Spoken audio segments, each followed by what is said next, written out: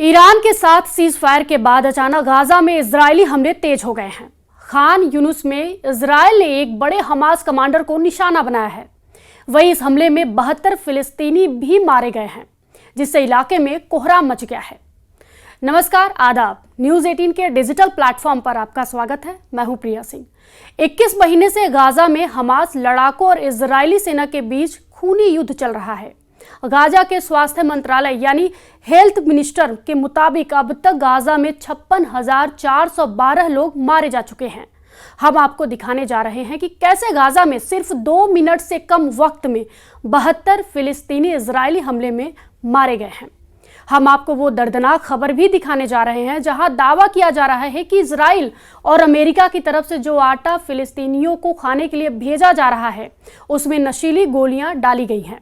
दावा किया जा रहा है कि गाजा के लोगों को धीमी जहर देकर मारने की कोशिश की जा रही है। इसके साथ ही देखिए, पिछले हफ्ते हमास के हमले में मारे गए इजरायली के 7 सैनिकों का बदला इजरायली सेना ने कैसे लिया। साथ ही देखिए, हमास के कमांडरों हखाम मोहम्मद इस्सा को मारकर इजरायली अपनी जीत के दावे क्यों कर रहा है।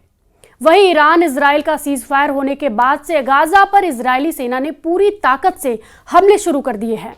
200 किलो से लेकर 2000 किलो तक के बम और मिसाइलों इजराइल एयर फोर्स इस वक्त गाजा में हमास के बचे खुचे अड्डों पर मार रही है। मिसाइलें धमाके इतने भीषण और खूनी हैं जिन्हें देखकर किसी की भी रूह कांप जाए। इन हमलों को देखकर अमेरिका समेत कई देशों ने इजराइल से संयम बरतने की अपील की है, लेकिन इजराइल बिना किसी परवाह किए अंधाधुंध हवाई और जमीनी हमले इस वक्त गाजा पट्टी में कर रहा है। हम आपको दिखाते हैं कि पिछले 24 घंटे के अंदर गाजा में इजरायली हमलों को कितना भीषण और व्यापक असर हुआ है। इस पर आईडीएफ ने कहा कि हखाम मोहम्मद इस्सा की वायु और नौसेना हमलों की योजनाओं में भी अहम भूमिका निभा चुका था। बताया गया है कि इस्सा हमास के जनरल सिक्योरिटी काउंसिल का सदस्य, ट्रेनिंग हेडक्वार्टर का प्रमुख और अल कसम ब्रिगेड की मिलिट्री एकेडमी का सह संस्थापक था, जो तो कथित तौर पर हजारों लड़ाकों को प्रशिक्षित करने में और तकनीकी क्षमता विकसित करने में लगा हुआ था। आईडीएफ ने बताया कि इस्सा ने सीरिया और इराक में युद्ध की ट्रेनिंग भी ली थी। साल 2005 में सीरिया से गाजा में आया था। इसके बाद वो हमास के सैन्य संगठन का अहम हिस्सा बन गया, लेकिन अब वो मारा जा चुका है। गाजा के स्वास्थ्य मंत्रालय के अनुसार अक्टूबर 2023 में शुरू हुए इजराइल के गाजा युद्ध में अब तक कम से कम 56,412 लोग मारे गए हैं और 1,33,054 लोग घायल हुए हैं। इस आंकड़ों को काफी कम बताया जा रहा है। हकीकत में गाजा में 1 लाख से ज्यादा लोग अब तक मारे जा चुके हैं, ऐसा कई मीडिया रिपोर्ट में दावा किया गया है।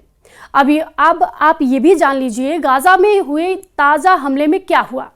इजरायली सेना पर आरोप है कि उसने हमास के टॉप कमांडर हखाम मोहम्मद इस्सा को मारने के लिए 72 निर्दोष नागरिकों की बलि ले ली।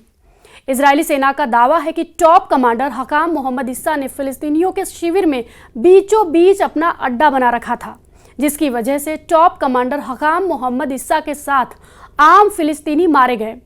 गाजा स्वास्थ्य मंत्रालय ने कहा कि इजरायली हमले में कम से कम 72 लोगों की मौत हुई है। इनमें 3 बच्चे और उनके माता पिता भी शामिल हैं। खान यूनिस के मुआसी में तंबू में सो रहे परिवार पर मिसाइल गिरने से पूरा घर जलकर राख हो गया। परिजनों ने कहा कि इन बच्चों ने उनका क्या बिगाड़ा था। इधर अमेरिका के राष्ट्रपति डोनाल्ड ट्रंप ने दावा किया कि अगले हफ्ते इजरायल और हमास के बीच युद्ध विराम समझौता हो सकता है।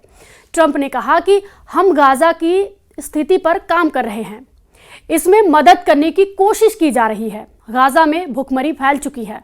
आटा लेने के लिए फिलिस्तीनी अपनी जान तक की परवाह नहीं कर रहे हैं। अमेरिका और इजराइल की तरफ से भेजे गए आटे को हासिल करने के लिए लोग टूट पड़ रहे हैं, लेकिन इस बीच ऐसी खबर आई है जिसने सबके होश उड़ा दिए हैं।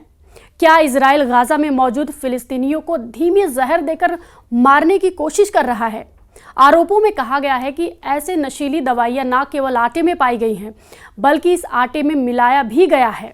फिलिस्तीनी डॉक्टर खलील मजे अबू नादा के मुताबिक ये हमारी सामाजिक सोच को बर्बाद करने का हथियार है। गाजा में हमास के खिलाफ इजराइल के ऑपरेशन से विस्थापित हजारों लोग 2 वक्त की रोटी के लिए जान की परवाह नहीं कर रहे हैं। अमेरिका, इजराइल या यूएन की किसी एजेंसी की ओर से आने वाली राहत सामग्री पर वो टूट पड़ते हैं। लेकिन इस बीच ऐसी चौंकाने वाली खबर आई है जिसने रोंगटे खड़े कर दिए हैं। दावा है कि अमेरिका, इजराइल की ओर से भेजी गई राहत सामग्री के पैकेट्स में ऑक्सीडोन पिल्स यानी नशीली दवा की गोलियां मिली हैं। फिलिस्तीनी समर्थकों का आरोप है कि गाजा वासियों के लिए स्लो पॉइजन यानी धीमी जहर की तरह है। ये उन्हें नशे का आदी बनाकर बर्बाद करने का प्लान है। गाजा गवर्नमेंट मीडिया ऑफिस ने एक बयान में कहा है कि अमेरिका, इजराइल के हेल्प सेंटर की ओर से भेजी गई राहत सामग्री में नारकोटिक्स टैबलेट यानी नशीली पदार्थ वाली गोलियां मिली है। ये भूखे मर रहे फिलिस्तीनियों को मौत के मुंह में धकेलने की साजिश है। यह फिलिस्तीनी समाज को नशे की लत में झोंकने का हथकंडा है और युद्ध अपराध से भी ज्यादा गंभीर है। इधर इस्राएली अधिकारियों के हवाले से मीडिया रिपोर्ट्स में दावा किया जा रहा है कि जल्द ही इस्राएली पीएम बेंजामिन नेतन्याहू अमेरिका का दौरा कर सकते हैं, जिसमें गाजा में संघर्ष विराम को लेकर समझौते पर फैसला हो सकता है। ट्रंप ने 30 जून को सोशल मीडिया मंच ट्रूथ पर साझा एक पोस्ट में लिखा कि गाजा में समझौता करें और बंधकों को वापस लाएं। इजराइल और हमास के बीच इस साल की शुरुआत में 8 हफ्तों का संघर्ष विराम हुआ था। इस दौरान बंधकों की रिहाई हुई थी। हालांकि सहमति नहीं बनने के बाद दोबारा संघर्ष विराम नहीं हो सका। गाजा में इजरायली सेना ने भयंकर हमले कर रही है। इजरायली सेना अगर कुछ दिन पहले के हमले देखें तो वो रोंगटे खड़े कर देते हैं। गाजा पट्टी के दीर अल बला में इजराइल के एक बड़े पैमाने पर मिसाइल हमले में 140 से ज्यादा लोगों की मौत हुई है। इस हमले में भारी तबाही हुई है और घटनास्थल पर धुएं का घना गुब्बार देखा गया है। रिहायशी इलाके भी इस हमले की चपेट में आ गए हैं। इजराइल की तरफ से किए गए इस हमले से गाजा में भारी तबाही मची हुई है। मृतकों की संख्या में और बढ़ोतरी की आशंका है, या फिर ये कह सकते हैं कि आशंका जताई जा रही है। इस घटना के बाद से क्षेत्र में तनाव बढ़ गया है और पूरे इलाके में भगदड़ और बदहवासी जैसे हालात उत्पन्न हो गए हैं, यानी हालात हो गए हैं, सिचुएशन हो गया है।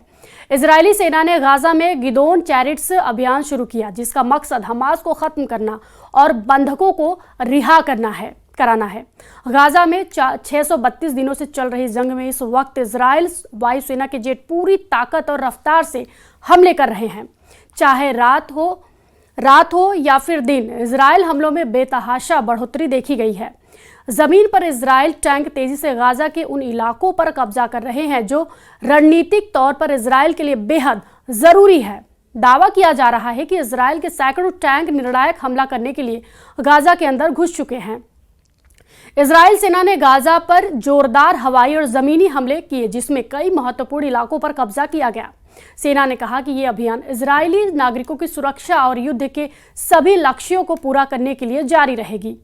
इस हमले में दक्षिणी गाजा के खान यूनिस और उत्तरी गाजा के जबालिया जैसे इलाकों में भारी बमबारी हुई है, जिसमें 140 से ज्यादा लोग मारे गए हैं।